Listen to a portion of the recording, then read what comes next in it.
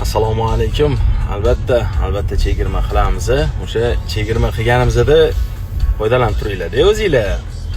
Hali skidga paytda foydalanmaysizlar-da, keyin skidga qiling deysizlar. Bilib qo'yinglar.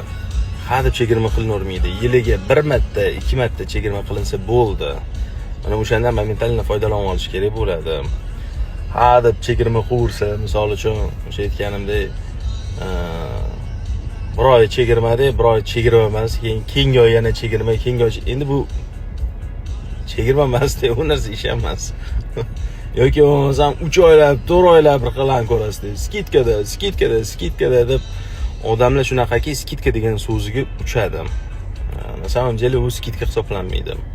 Skidka qilinsa mana 1 oy qilinsin, 2 oy qilinsin, yilda 1 marta yoki bo'lmasam 2 marta bo'ldi. Вот. Xudo xolasa